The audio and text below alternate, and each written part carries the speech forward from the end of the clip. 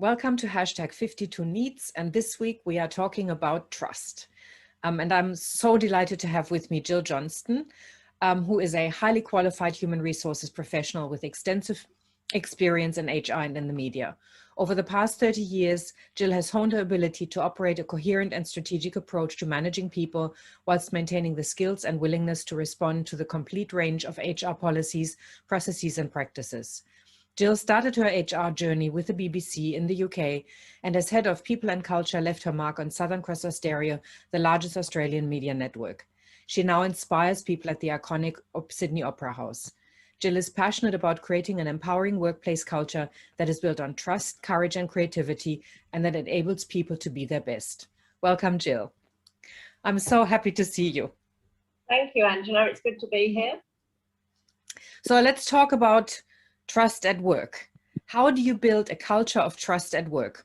Little question. Okay. Look, as we all know, trust is earned. You don't walk into a new team and expect to be trusted immediately just because of your role. Having said that, as an HR professional, I think that you are expected to be trustworthy in your position. So it's a big responsibility, not quite as responsible as perhaps a doctor or surgeon, but certainly I think that in an HR role, you're expected to be trusted. Having said that, I still think that it's really important to earn that trust. And so it's built over time, I guess. And it's built over time through the relationships you build with people. And so demonstrating, I guess, that one thing I always think is, always follow through on what you say you're going to do. Builds trust, and there's occasionally where you might overpromise. And I think you have to be careful about that, of overpromising you're going to do something and not finding the time. Okay. So you often sit in the middle. You sit between leadership and you sit between people, you sit between outsiders, and you have to balance that quite carefully. And I can imagine that sometimes you have to work with leaders who haven't earned the trust. And then it's your job to actually make sure that that trust is reestablished. Is that possible? I mean, or let's ask it this way. How difficult is that? Because I can imagine that, it can be challenging to be able to manage that. So are you talking about if a member of staff doesn't trust their leader, and I'm kind of coming in to try and build some trust between those two people? Yes. Look, I think I would probably be taking a coaching approach with the individual themselves, to perhaps be open and honest with the manager about how they're feeling and what they need from their manager to start building trust with them. I think that the trust would need to be built between those two people, as me kind of triangulating, if you like.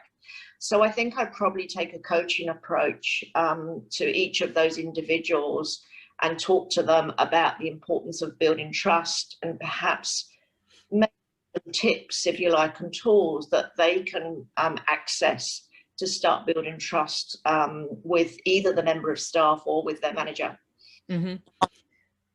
But when somebody has lost trust completely, they probably, that's my experience as a coach, they generally leave the organization. Have you ever been able to restore trust so that people come back and say, yep, I see that it was a question of perception and maybe it's willingness to talk again? Yes, yes, I have done that before. And I think you're right. You use the word perception. And I think that, people come and they have perception that a manager's lied, or a manager's not followed through on an action, or, a manager's given them feedback and they've taken it. They've been defensive or offended, if you like.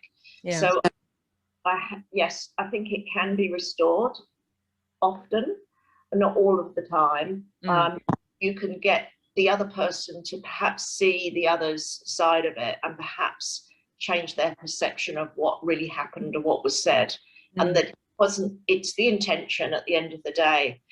If that person intended, to give you some constructive feedback and it just came across you know, a bit clumsy and offended you, is to try and to change that person's perception of what's happened. Okay, so I was just thinking that sometimes sometimes it's really it's easy to reestablish trust, but we are living now in times where people leave their job much more readily. The sort of the fuse is much shorter, is my experience. People go, you know, that didn't work, that's, you know, they're not trustworthy, or I will never, whatever the thought is, and they just leave. Has that changed? Because I mean, people used to stay in jobs much longer than they do these days. Yes, I think it has changed, and I think some people leave because they don't trust the organisation, not necessarily an individual. So some, you know, they say people leave a manager, not an organisation. But I think more recently, I think I've noticed that people are leaving organisations because they don't trust the organisation, if you like. That might be a process or a system, you know, or a culture, if you like, that the organisation has, that they don't trust anymore and don't want to be in that environment. You know, I think that, you know, trust is so important in terms of building a culture where people feel psychologically safe and come to themselves. And I that's, you know, that's so key now to staff attraction and staff retention. Yeah, it's really interesting, because I just recently heard of a company that where somebody was supposed to make 300 people redundant because the board had decided to fire these people because they weren't going to get their bonus, because they were just a small percentage underneath the required profit. So firing 300 people was the solution. And is it, I mean, like, we live now in times where money seems to be more important, or profit seems to be more important than the well-being of people, but we talk about culture more than ever. Yeah, look, I think as an HR professional, I've been in those situations before, where, not in my current job, I have to say, but in previous roles, where there has been a decision made, perhaps by the board or senior management and the CEO, you know, to cut staff, if you like. And I think the best thing you can do as an HR professional, or as a leader generally, is to try and work out what's the fairest way of treating people. If there's been a decision to cut staff because of, you know, revenue impacts or loss of revenue, and you have to implement that, if you like.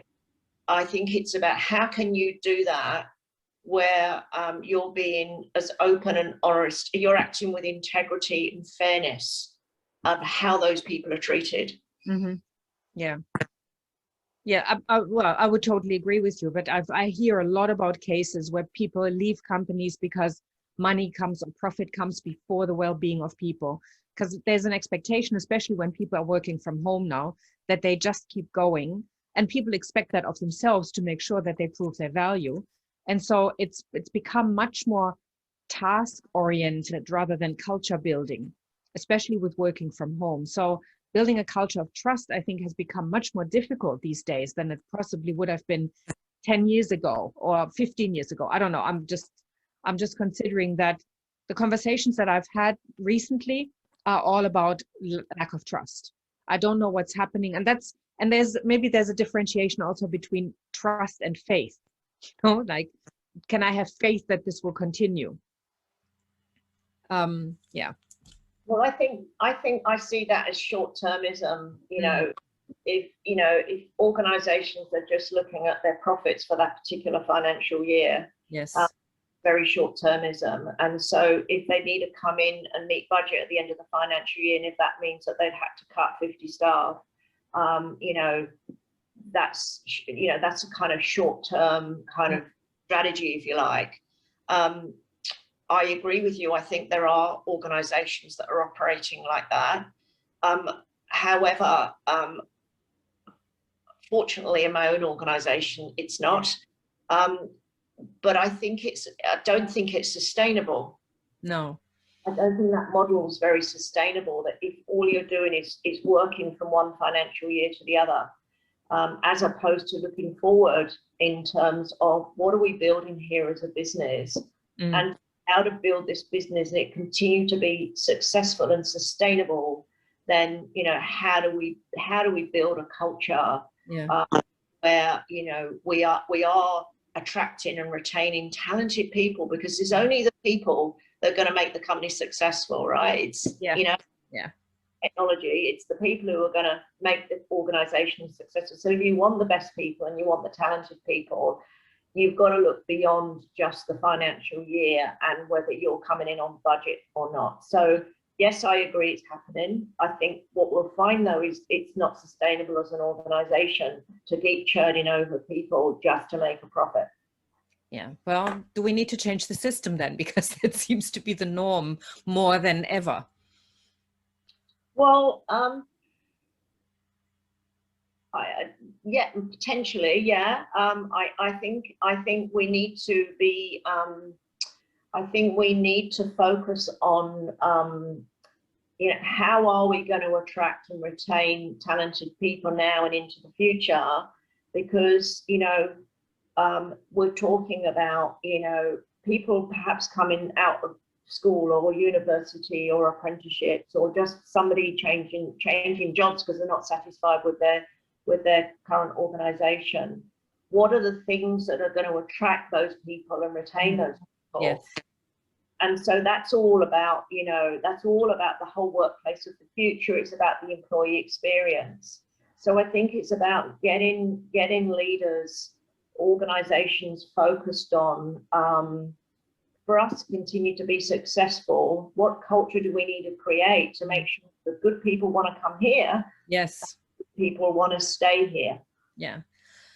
So, I mean, as we're talking, I'm beginning to realize that I'm emphasizing that for organizations, money is at the forefront often, because, you know, competition is sharper. There's all sorts of reasons for wanting to make more money.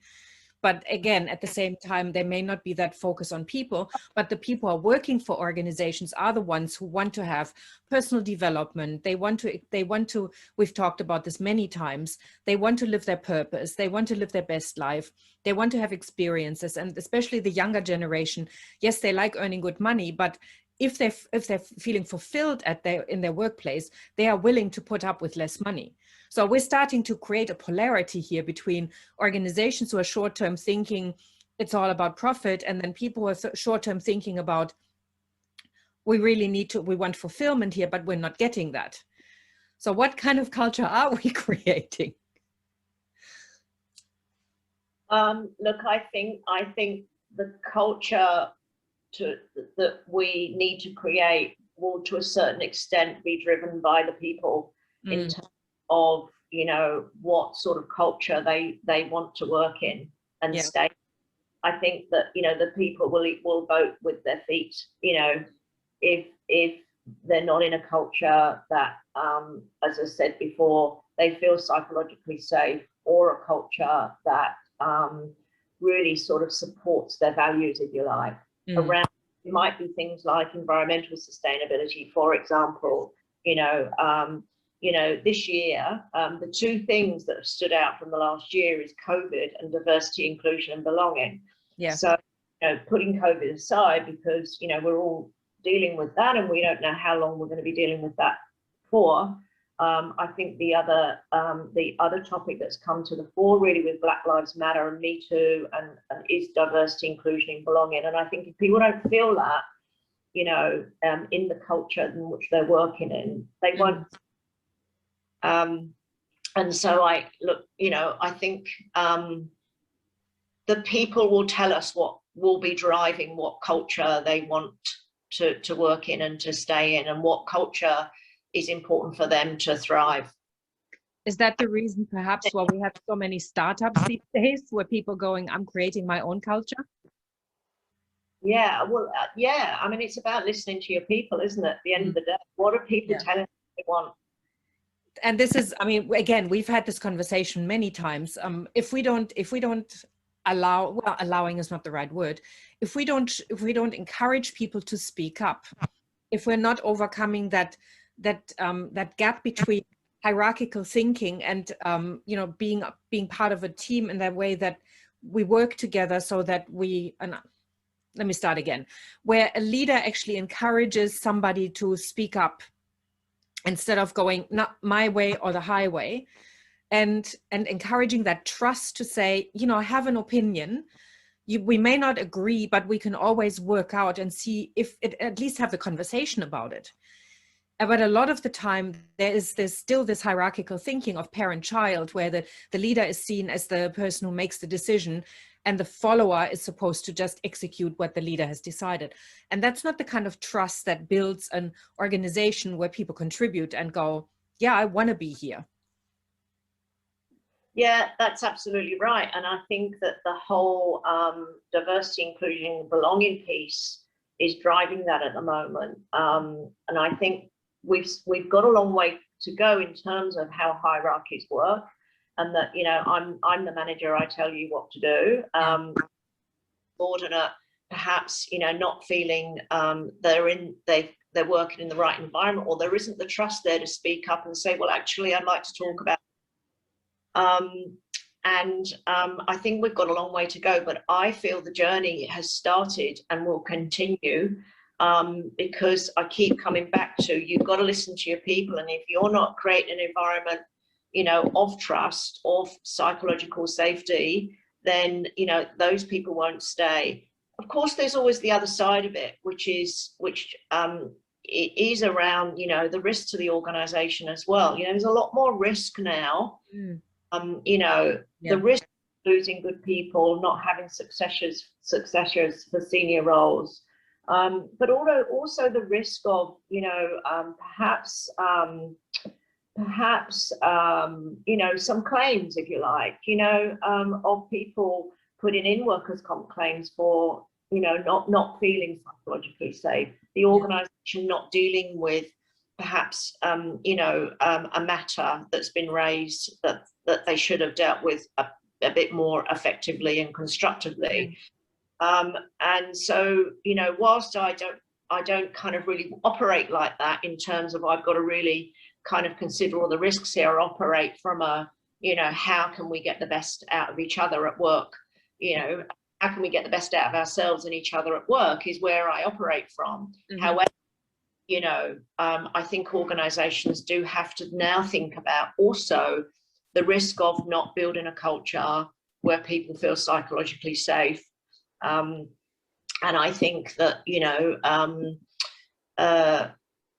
mental health now, people are being more open about their mental health, people are being more open about what they need at work for support of mental health conditions. And I've seen a huge change in that in this last year around actually saying, I need this, I'm not feeling good, I need some support. So we are developing in some areas, but there's some areas where we still need to develop. As always, we're always work in progress and culture in progress. But yes, so we can continue this conversation for hours as we've always had. So, but I think this might be a good place to stop. So thank you so much, Jill, for your wisdom and for your insight. And it's an honor to see you. And thank you everybody else for watching, and I'll see you next week. Thanks, Angela.